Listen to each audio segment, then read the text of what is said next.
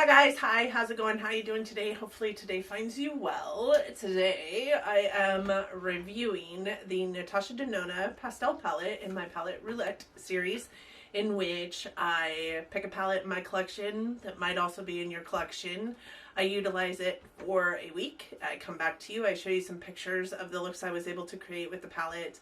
I also talk to you about my experiences with said palette. We do some live swatches and then we pick another palette and I get you out of here. So if that sounds like something that you're interested in, please keep on watching. Today we're actually reviewing a palette that's very, very new on the market, and I'm excited to have my review out there as quickly as it can be, I guess, with the fact that I just got the palette in my collection. For those of you new here, hi, my name is Donna. I am a lover of all things high-end, colorful beauty and self-care. I also work in the beauty industry as a district leader for Ulta, and I get a lot of education in my position, so I like to bring that education to you through things like reviews on my channel. I also do a lot of hauls. I also just kind of like to talk about makeup, and if you're here, you probably also like to talk about makeup, so I hope that you find that my channel soothes your soul in the way that it soothes my soul, and I hope that you'll want to subscribe before you go. With that said, let's roll into this palette review. I'm so excited to talk about it with you. I'm a poet. I didn't know it. Alright, so before we get started, let me just disclaim, I am wearing lashes today. Those of you who are not new here, you do know I'm not a lash girl. These lashes are driving me crazy bonkers. So there's that. But I thought that this look really couldn't be without lashes. As a matter of fact, most of the looks that I did with this palette I feel like couldn't be without lashes, but I didn't wear lashes any of those days, so what possessed me to think I needed to wear lashes today is beyond me. Anyways, today we are reviewing the Natasha Denona Pastel palette. This is a very new palette on the market. It did launch for spring 2022. It came out right before the Sephora sale happened. I did snag it for 20% off at the Sephora sale, and it is the latest release by Natasha Denona. This is what the palette looks like. It is a beautiful like mint green to lavender kind of gradient going on this palette. It says Natasha Denona Pastel palette along the front, and on the back it is just a mint green rubberized with the holes that tell you that these pans can be poked out. And then it just has the little sticker over here on the end that all Natasha Denona palettes have on it that tells you the shelf life of the palette and a little bit about the palette, and that's pretty much it. The shelf life on this palette is 24 months. That is pretty typical for Natasha Denona palettes. I will tell you though, I have a lot of Natasha Denona in my collection, and I haven't had to get rid of any of my palettes, even the ones that I got like 5 years ago, because they are not good or underperforming, I guess. So even though this shelf life exists, I can tell you her palettes last a lot longer than that 24 months. The outside of the palette looks like this. Of course, like we said, the inside, it has a mirror on it. I haven't taken the sticker off yet, and this is what the color story of the palette looks like. This is one of her midi size palettes, so it is $65. It does have 0.67 ounces of product in it, or 0.04 ounces per pan, which honestly is roughly right about the size of a regular single shadow that you're going to be purchasing anyway. These pan sizes aren't small by any means. They're just smaller than her $129 palettes that are 0.08 ounces of product. On Sephora, this does have a 3.9 star rating with 70 reviews. And on Google, it has a 4.1 star rating with 108 reviews. As I said, it is a brand new palette on the market, and therefore it doesn't have very many reviews on it yet. However, I can honestly say that I can see where the 3.9, 4.1 star ratings are coming from, and we'll get into that in a little bit. There are 15 pans of eyeshadow in this palette, and in those 15 pans we have 6 different Natasha Denona formulations. So we have her metallic. There's one metallic in here. We have her cream to powder. There are 4 of those. We also have her creamy matte. There are also 4 of those. And then we have her duochrome. Again, 4 of those. And then we also have a sparkling duochrome, which performs much like a chroma crystal shadow does. And then we also have her sparkling metallic, right? Yes, sparkling metallic. And there are 1 of those. Those are a little bit heavier than maybe her chroma crystals are, but also perform very much like those. Almost like a topper. You can get them a little more dense, a little more pigmented, but they do take a little bit of work and they tend to kind of bulk up. There's not a whole lot of base to them, so there's a lot more transparency to those. Again, this was her spring 2022 launch, and this palette is made in Italy. It is cruelty-free, paraben-free, and it is mineral oil free. So I have some thoughts. I have some thoughts on this palette. Number one, we all know I'm not a super fan of pastels, right? We all know that. We all knew, because when I hauled this in, I said this. I know that this isn't going to be a standalone palette for me. It just isn't. I did have to partner it with another eyeshadow palette every single time I put it on my eyes, including today. I knew that that was going to be the case when I purchased this palette. So even when I brought it in to this palette Roulette, I brought another palette into it with me because I thought I'm going to use this palette to help deepen up a look. That didn't work out so hot for me. I think I only used 2 shades out of that palette, so I'm not going to review it today with this. I will review it at a later date, but I found myself wanting more. I think anybody who purchases this palette that dabbles in more than just pastels is going to find themselves wanting more. What I didn't find in this palette, I could find in another palette. I have plenty of colorful eyeshadow palettes in my collection. What I did find in this palette, though, that I'm really pleased with is the fact that I had a brow bone shade for the most part. Every single day I could use this because all of these shades kind of filter into this realm of like white to pinky duochrominess, and it was a beautiful brow bone shade. It's actually in my inner corner today as well, and it looks a little more pink on my inner corner than it does in my eyebrow. I think in my brow it looks a little bit more on the, correct me if I'm wrong, I think it looks a little more white in my brow bone than it does on my inner corner, which looks a little bit more pink. These are white based pastels, so there are some pastels, I think like the Midas pastels that I reviewed in my Midas Artistry 1.0 and 1.2 palettes. I categorize those as pastel on crack, and I think that I categorize those as pastel on crack because there was a lot more pigmentation to the base than there is in these. These are definitely a white based pastel eyeshadow. So what you see in the pan is about what you're going to get out of the shadow. I would say though that these cream to powder formulas that you see here, like the only one that I actually got the pigmentation that I could visualize in the pan out of was this green one. The rest of them don't even perform to the shade that is in this palette. And that's not normal for NATASHA DENONA. Most of the time her shadows are true to pan, or even maybe a slight bit darker as you're building them. They very rarely do not build to another level of opacity. These ones didn't build. Yes, they're buildable, but you're very rarely going to get anything deeper, darker, or even as far as the cream to powders go to that extent of depth in an eye look, no matter how much you build. Like, they build beautifully, but they don't build to another color. They just build to another level of that very same color. I don't really know how to say it. They don't build in a way that if you build them on top of each other, they're going to get like, you know, thick and crepey and exacerbate texture on your skin, because they absolutely don't do that, which I give them creds for, because as a white based pastel, most of the time a white based pastel will exacerbate all that texture on the inner portions of my eyes. These ones didn't. So they build in the sense that you can put more and more on top of each other and it doesn't look too saturated. It doesn't void from the layer underneath, and it doesn't like become patchy. I didn't experience any of that in a build, but I could also not experience them getting any deeper the more I built them. Does that make any sense? Am I making sense here? Okay. In addition to that, I would say they are best with a white base primer because they just don't get any deeper than what you're seeing here. They They just don't get any deeper. So a white base primer is going to give you a leg up to make sure that these shades do show up on your skin tone. If you're much darker than I am, good luck to you.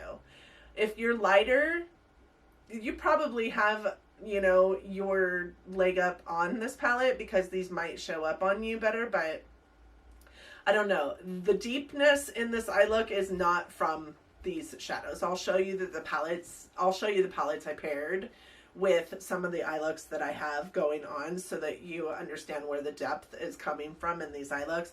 But also I used colored eyeliners more often than not with these just to bring that color into the lower lash line, because I didn't find that mixing these colors on my lower lash line was doing me any favors. Number one, it didn't show up. Number two, it did look a little bit like crepey because of the white base. What I also noticed about this is that I feel like the formula was different. And the reason why I feel like the formula was different is specifically around the creamed powders.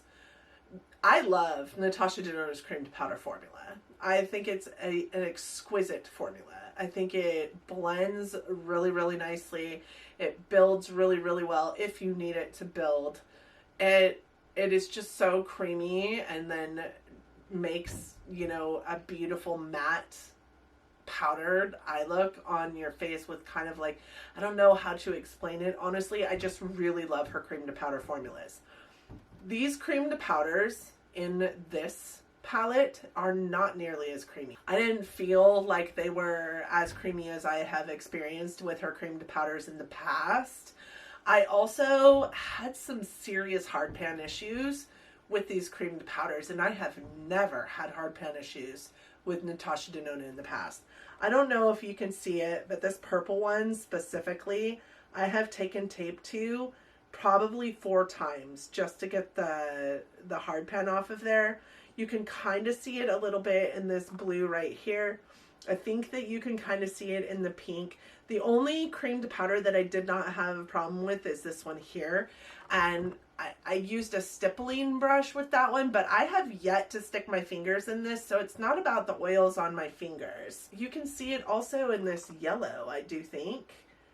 And I also didn't stick my finger in that one. So I don't know. There's something about the shadows in this palette that tell me that this is not the normal cream to powder or metallic formula of Natasha Denona's. I have never had a hard pan issue ever with Natasha Denona. So I was actually quite shocked. It does have fallout. You are going to see fallout with the, you know, with the shimmers in this palette. I love the nuances to this palette. I love the shades in this palette as far as like the complementary to another palette mindset. So this palette has 8 matte or matte-like formulas, including the creamed powder and the creamy matte and yeah, formulas. And then it has 7 shimmers or shimmer-like formulas. So this is my perfect mix, if I'm honest. Like, I do like a 50-50 mix, and this has a 50-50 mix. I think the shocker for me is honestly one of my favorite shades in this palette is this little baby yellow shade.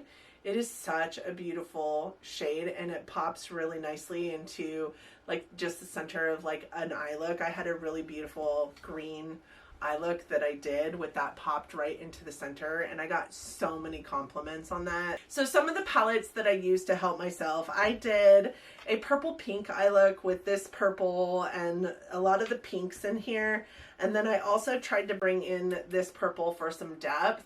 I did not like this purple in this eye look. The eye look that I did in this instance is probably one of my least favorites.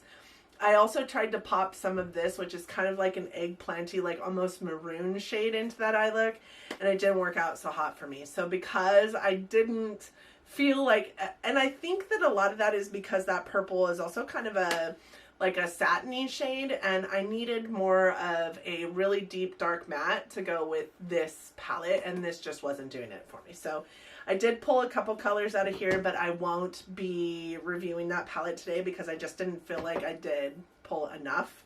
Another palette that I brought in on an assist is this Sugar Pill Fun Size palette. It just has a lot of the same shadows that are in same color story, really. When it comes down to it, they look like they could be twinning, but I feel like the eyeshadows in this one, the pastels in this one, are a little less white based than these ones in here, so they did kind of help me get a little bit of a gradient of color.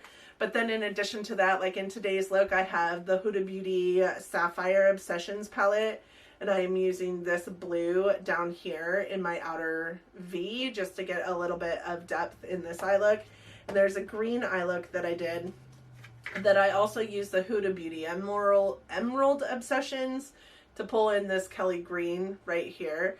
Funny story is that eye look I feel like I could have done with these two palettes, if I'm honest.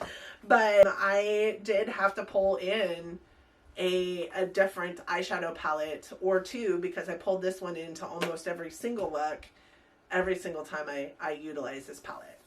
That being said, I knew that that was going to happen when I purchased this palette. I said that this will never be a standalone palette for me, and it never will be. It's still a really beautiful pastel palette. If you only want like bubblegum eyes or, you know, like really pastel eye looks, I think that this could be your one and done eyeshadow palette. And I do think that these eyeshadows really do perform very, very well for what they are. This is a Natasha Denona palette. I am a Natasha Denona stan, and I do think that I purchased this to partner with the Circle Loco palette quite often, and I think it'll be the perfect companion piece with Circle Loco. Circle Loco is also not one of my favorite eyeshadow palettes from Natasha Denona. Will this ever be a favorite for me? Probably not, but I knew that prior to purchasing it. I do like it though. I do think that it's beautiful.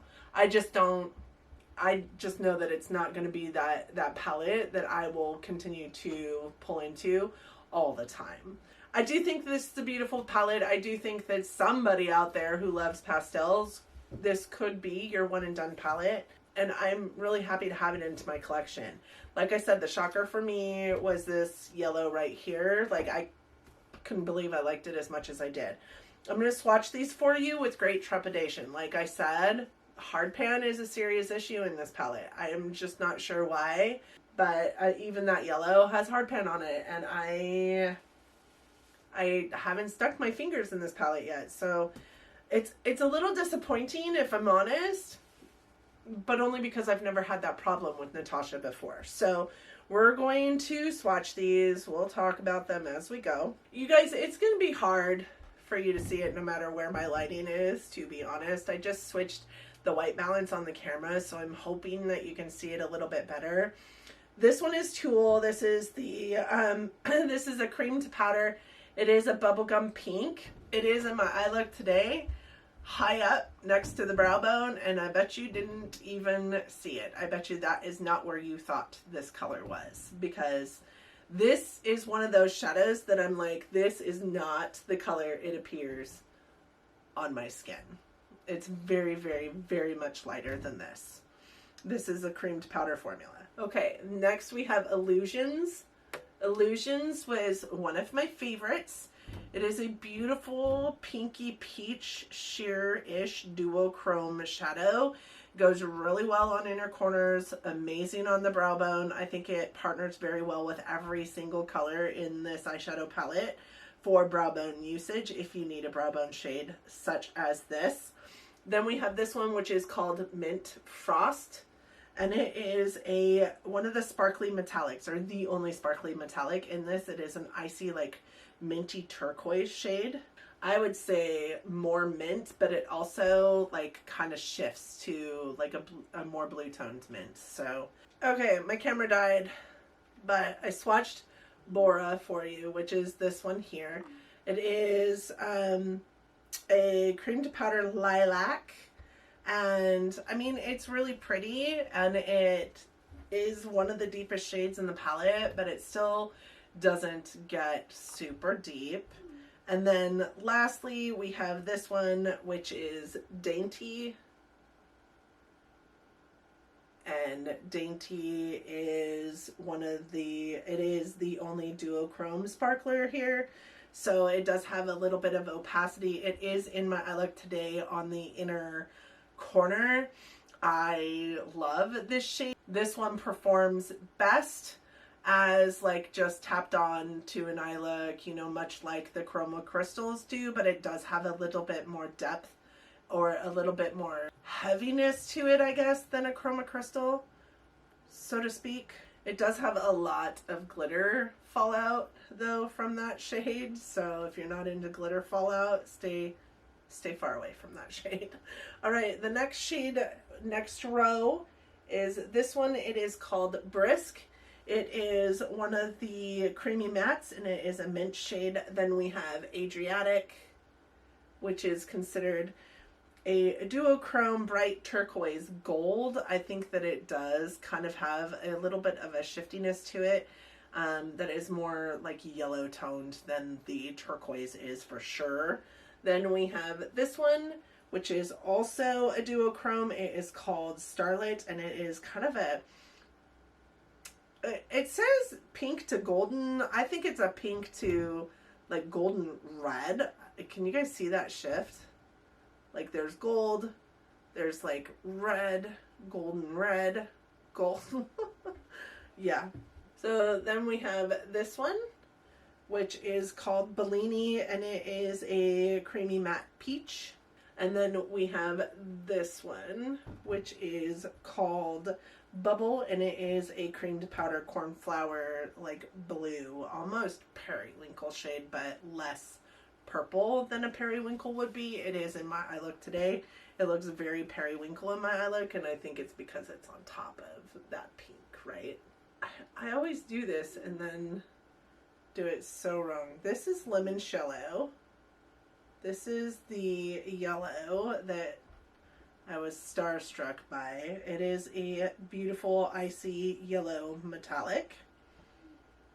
Then we have Duet, which is a lavender to blue duochrome. It was such a fun shadow to play with.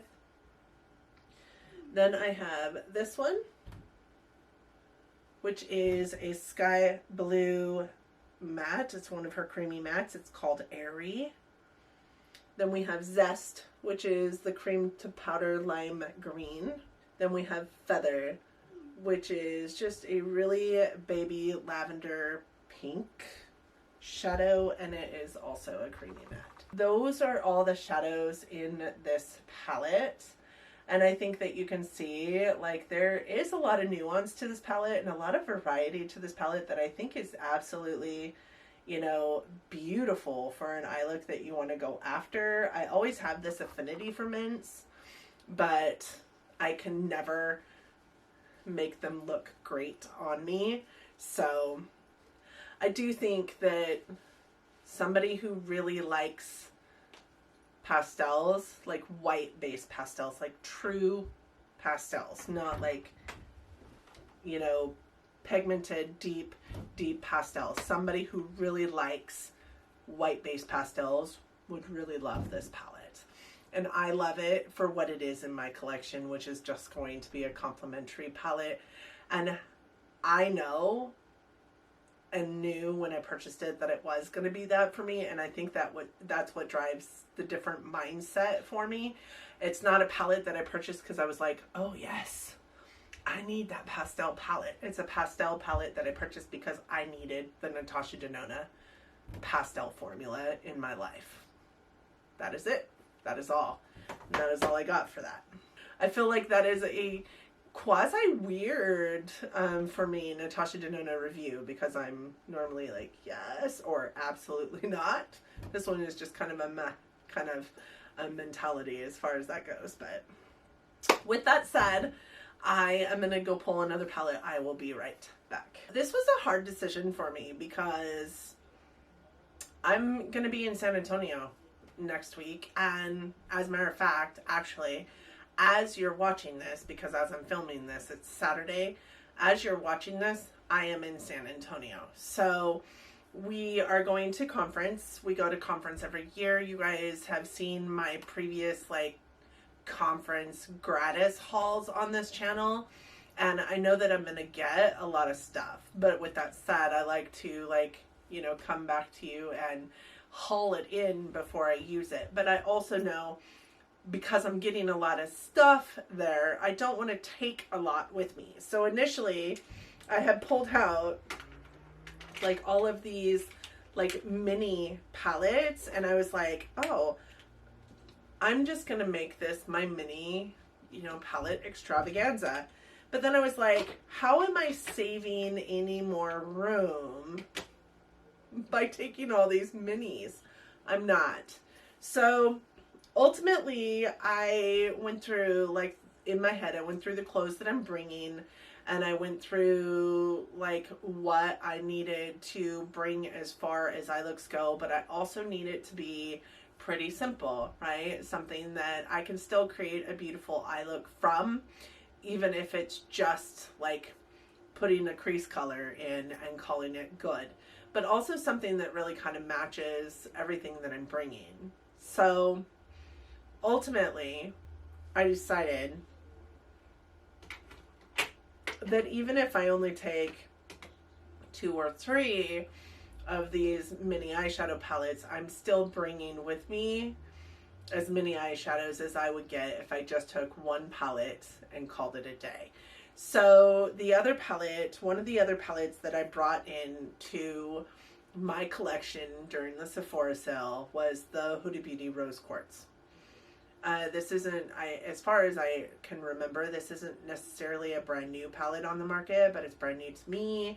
And this is what the shadows look like. And I am actually really freaking excited to use this. What kind of scares me about this is Huda has 100% of the time been inconsistent in her shadow quality. So I'm kind of a little bit scared that this isn't going to be the palette that I need it to be, while I am absolutely 100% nowhere near any of the palettes that I love in my life. But I'm going to give it my all to make this the palette that I need for it to be for the week that I'm out.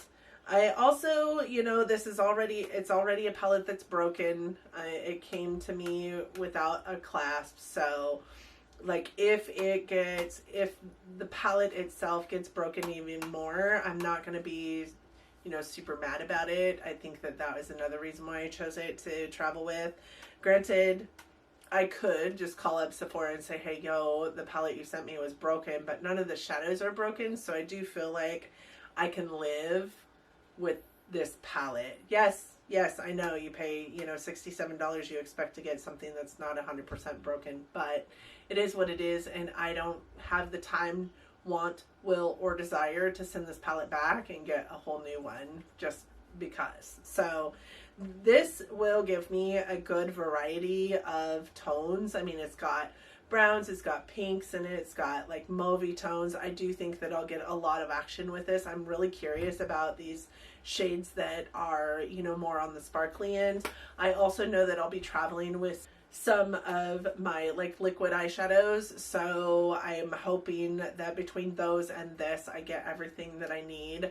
And I can always bring in a bronzer if this doesn't get brown enough for me or whatever. So there's that. So this is the palette that I am bringing with me, and yes, it was a damn process to try and figure it out, but that's where we're at today.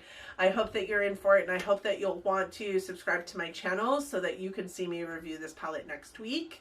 I am so glad that you guys decided to join me today. I hope that you had as much fun as I did throughout this video, and I hope that you learned something, or you can help teach me something if you know anything about the pastel palette that I didn't touch on, or know anything about this palette that I'm about to like take into my life and my makeup life, I guess, in my own hand, being super dramatic about it. But I don't like being somewhere where I'm not near everything that I might need.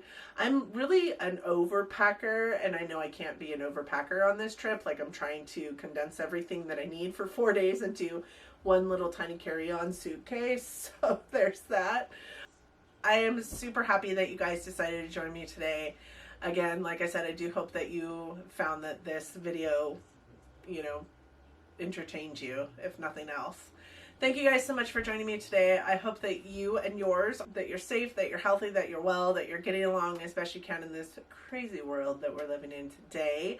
I hope that you all are having an amazing April and that everything in life is treating you kindly. I hope that you are all loving each other, but loving each other from afar. And until next time, I just totally did that without audio. I'm so sorry, you guys. I forgot to turn my audio on. Bye, friends.